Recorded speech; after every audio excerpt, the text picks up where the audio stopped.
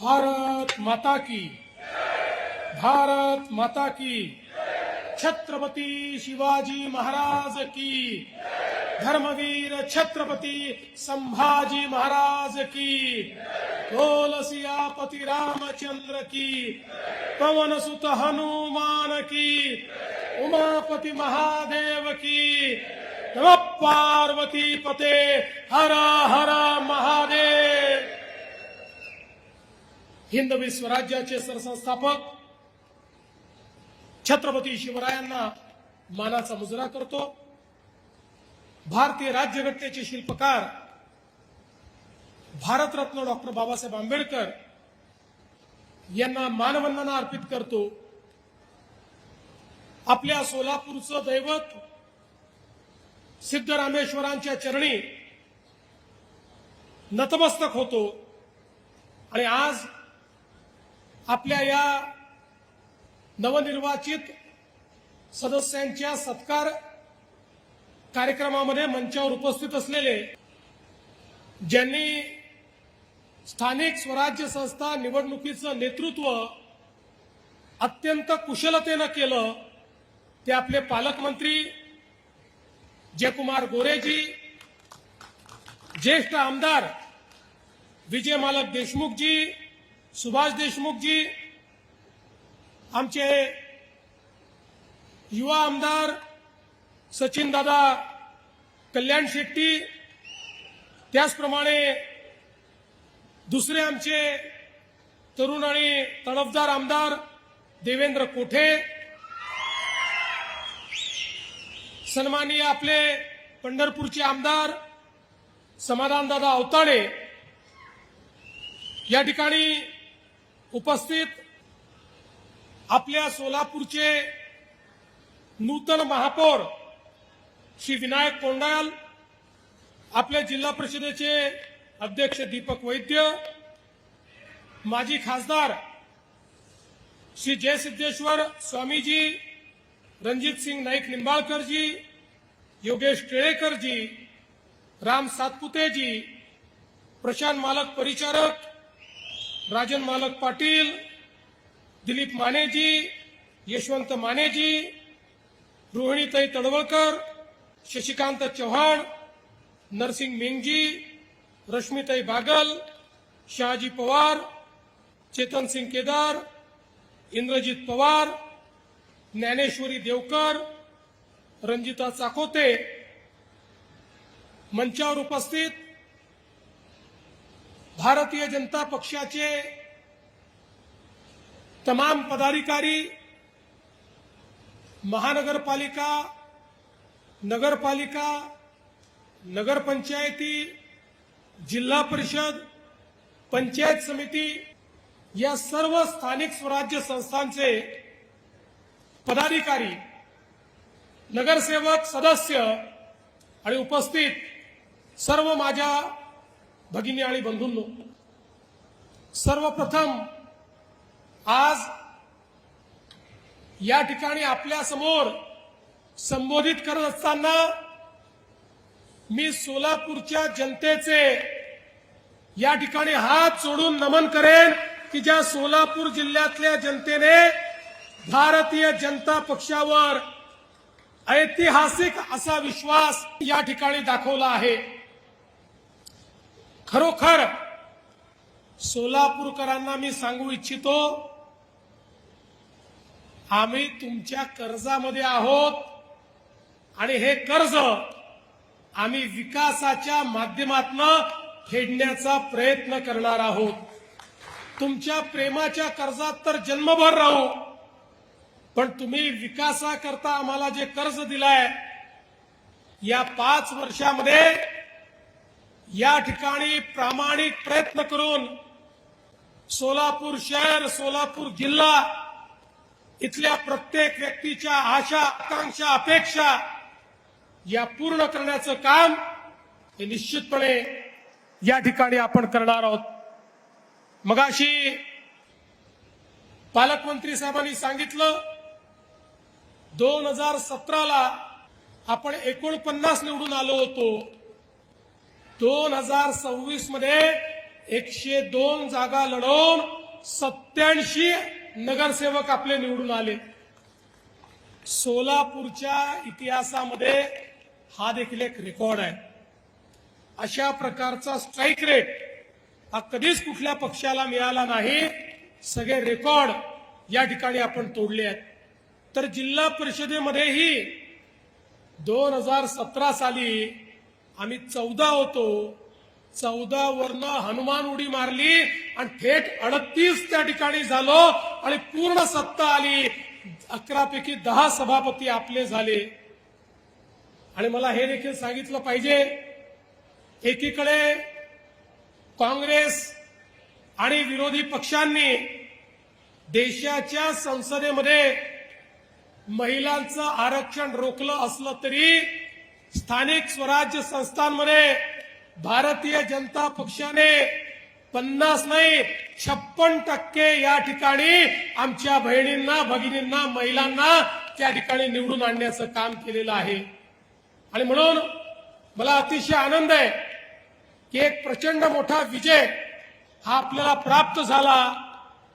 आणि अर्थातच या विजयाचे पहिले शिल्पकार ही शहराची आणि जिल्ह्याची जनता आहे.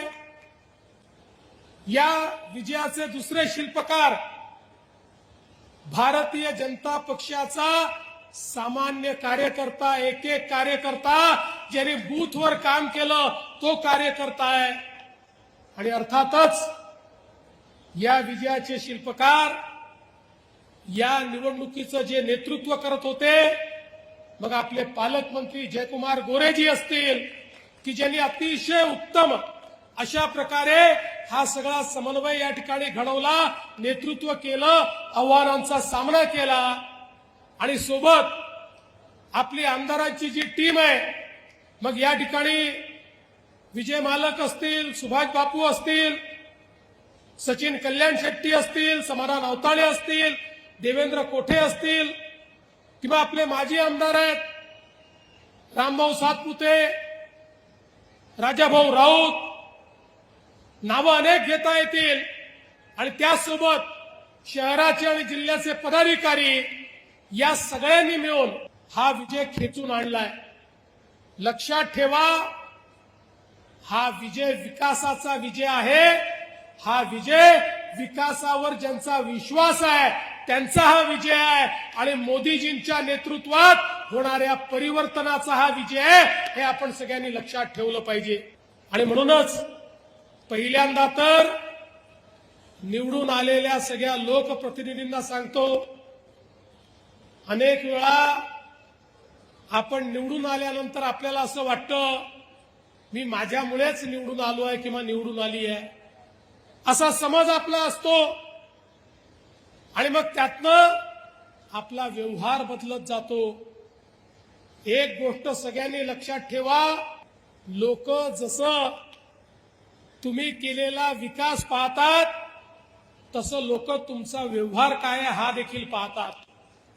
एक वेळ विकास कमी झाला तर चालतो, पण जनतेसोबत तुमचा व्यवहार कसा आहे हे सर्वाधिक महत्वाचं असतं. जनतेला विश्वास वाटला पाहिजे की भलेही एखादं काम होणार नाही, पण भारतीय जनता पक्षाच्या लोकप्रतिनिधीकडे आम्ही गेलो, आम्हाला सन्मान मिळेल, आमचं म्हणणं ऐकून घेतलं जाईल आणि आमच्याकरता प्रामाणिक प्रयत्न केला जाईल, अशा प्रकारची भावना जनतेमध्ये तयार झाली पाहिजे.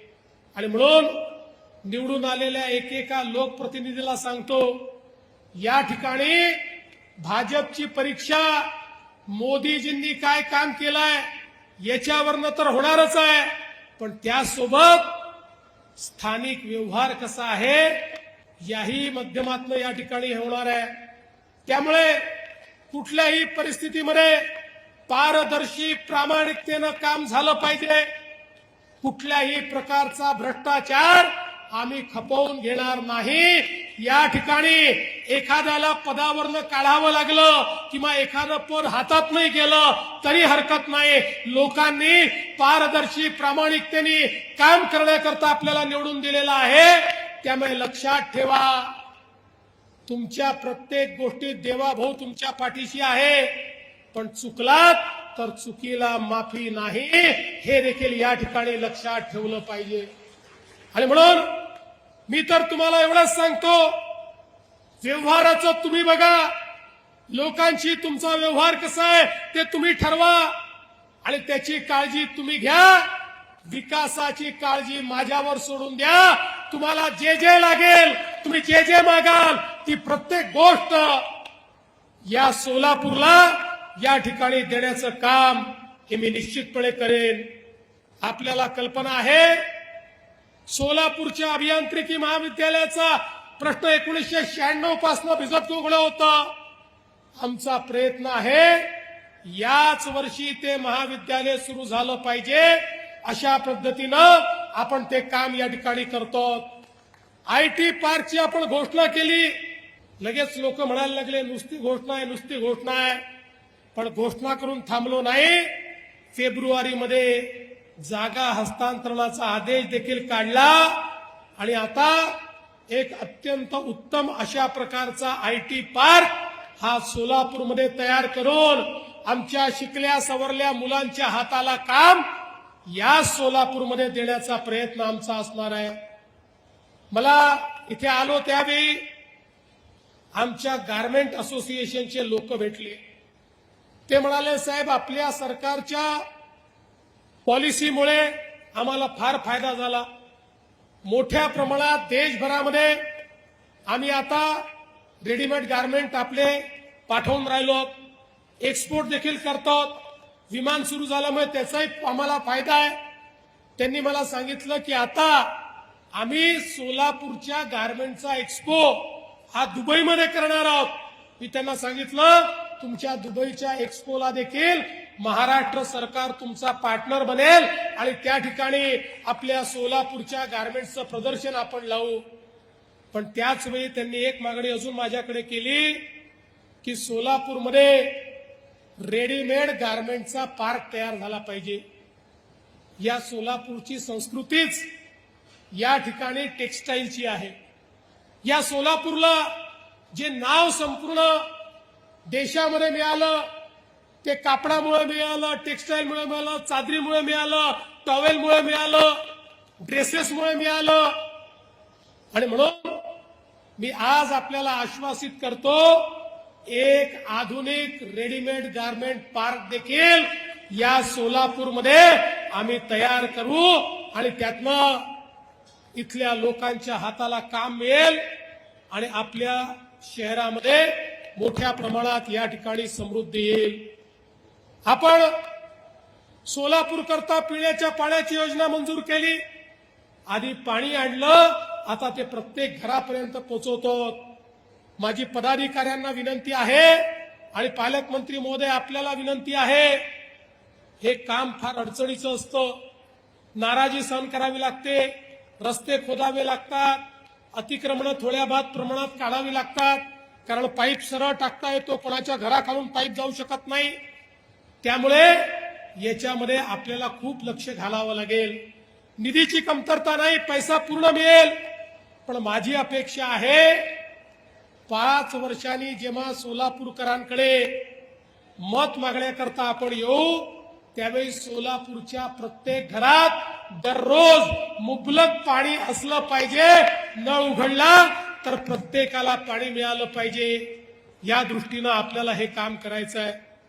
उड्डाणपुलाच्या संदर्भात तुम्ही आत्ताच सांगितलंय, केंद्राच्या ज्या अडचणी आहेत तुम्ही माझ्याकडे पत्र द्या. मी 15 दिवसात केंद्र सरकारमध्ये बैठक लावतो आणि या तिन्ही डिपार्टमेंटच्या एनओसीज आपल्याला कशा मिळतील हा प्रयत्न देखील आपण करू. एवढंच नाही तर आता कामगारांच्या 13 चाळी आणि 22 सोसायट्या याच्यामध्ये फ्री होल्ड करण्याचा विषय समोर आलेला आहे. निश्चितपणे त्याचाही निर्णय आपण करणार आहोत. सोलापूरचं एअरपोर्ट सुरू झालं, एअरपोर्टवरनं विमान सेवा सुरू झाली. आता पुढच्या टप्प्यामध्ये नाईट लँडिंगचं काम देखील या एअरपोर्टवर करायचं आहे आणि मुंबईला योग्य वेळी विमान जाईल अशा पद्धतीची विमान सेवा ही सुरू करायची आहे.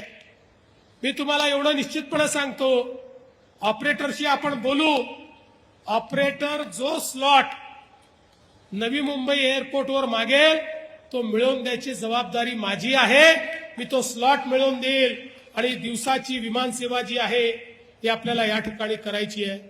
आणि आता बसवेश्वर स्मारकाकरता जागा उपलब्ध झाली आहे.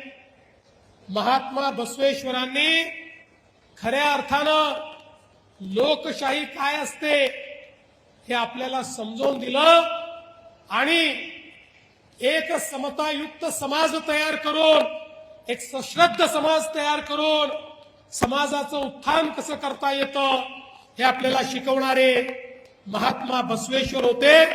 त्यामुळे आता याकरता जो काही निधी लागेल तो तात्काळ उपलब्ध करून देण्यात येईल आणि अतिशय सुंदर अशा प्रकारचं या ठिकाणी भगवान बसवेश्वरांचं स्मारक हे आपण तयार करू.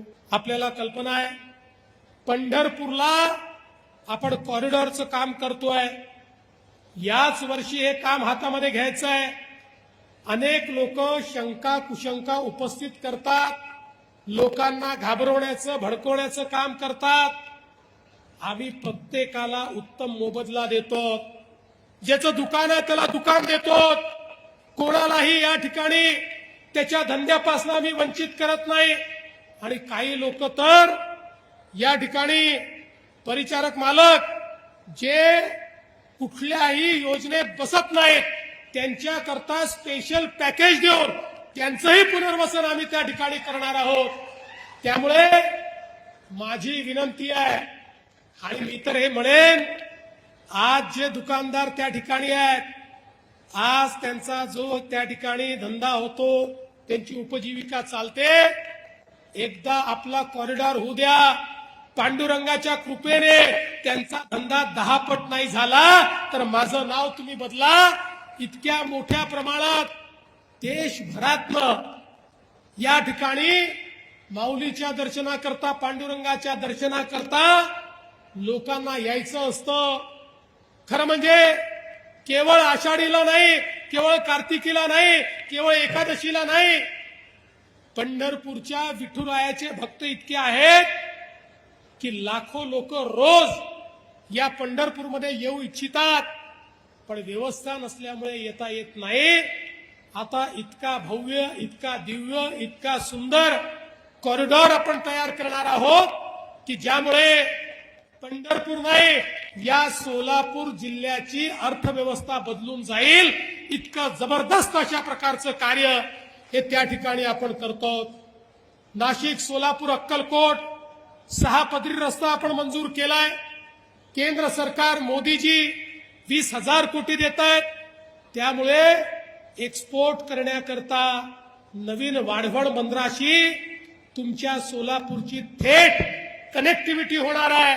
पुढच्या काळामध्ये एक्सपोर्टचा फायदा या माध्यमातून या ठिकाणी होणार आहे.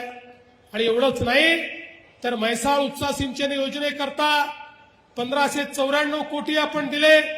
उजनी धरणामध्ये फ्लोटिंग सोलर आपण त्या ठिकाणी करतो आणि त्या माध्यमातून JW ग्लोबल इंडियाची 15,000 कोटी रुपयाची गुंतवणूक ही त्या ठिकाणी आपण आणतो, ज्याच्यामुळे उजनीच्या पाण्याचं बाष्पीभवन हे देखील मोठ्या प्रमाणात कमी होणार आहे. आज आपल्या शासकीय वैद्यकीय महाविद्यालय आणि नर्सिंग यामध्ये आरोग्य सेवा सुधारण्याकरता जायकाच्या माध्यमातून आपण त्याही ठिकाणी उत्कृष्ट अशा प्रकारच्या आरोग्य सेवा या कशा देता येतील याचा देखील प्रयत्न करणार आहोत. हे शहर असो किंवा जिल्हा असो, या जिल्ह्यामध्ये खरं म्हणजे इतक्या मोठ्या प्रमाणात धार्मिक पर्यटनाचा वाव आहे. मी आता इथे येण्याच्या आधी बार्शीला भगवंतांच्या प्रगट दिन उत्सवाला जाऊन आलो. त्या ठिकाणी देखील अतिशय मोठ्या प्रमाणात 1000 वर्ष जुनं प्राचीन अशा प्रकारचं मंदिर, पांडुरंगाचं मंदिर, बाजूला धाराशिव मध्ये आई तुळजाभवानी, त्या ठिकाणी अक्कलकोटमध्ये स्वामी समर्थ. मला असं वाटतं की एक प्रकारे संपूर्ण महाराष्ट्राची आध्यात्मिक शक्ती या सगळ्या पंचक्रोशीमध्ये आपल्याला पाहायला मिळते. आणि म्हणून या जिल्ह्याचा आशीर्वाद मिळणं, या शहराचा आशीर्वाद मिळणं, सिद्धरामेश्वरांचा आशीर्वाद मिळणं हे मी आपलं भाग्य समजतो. आणि पुन्हा एकदा आपल्या सगळ्यांना, सोलापूरकरांना या ठिकाणी आश्वस्त करतो की सोलापूरकरांनो, आपला विश्वास वाया जाणार नाही.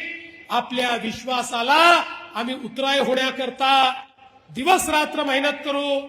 आणि आमचे निवडून आलेले लोकप्रतिनिधी हे पारदर्शी प्रामाणिकतेतून आपली सेवा करतील हा विश्वास व्यक्त करतो. पुन्हा एकदा महापौर, उपमहापौर, स्टँडिंग कमिटी चेअरमन, सगळे नगरसेवक, झोनचे सभापती, जिल्हा परिषद अध्यक्ष, उपाध्यक्ष, सर्व सभापती, आमचे नगरपालिका नगरपंचायतीचे अध्यक्ष, उपाध्यक्ष, नगरसेवक या सगळ्यांचं मनापासून अभिनंदन करतो. या रणरणत्या उन्हामध्ये आपण सगळे लोक या ठिकाणी एकत्रित झालात. भारतीय जनता पक्षाला तुफानही थांबवू शकत नाही आणि ऊनही थांबवू शकत नाही हे आपण सगळ्यांनी या ठिकाणी दाखवून दिलं. त्याबद्दल आपल्या सर्वांचे आभार मानतो आणि माझं बोलणं संपवतो. धन्यवाद. जय हिंद, जय महाराष्ट्र.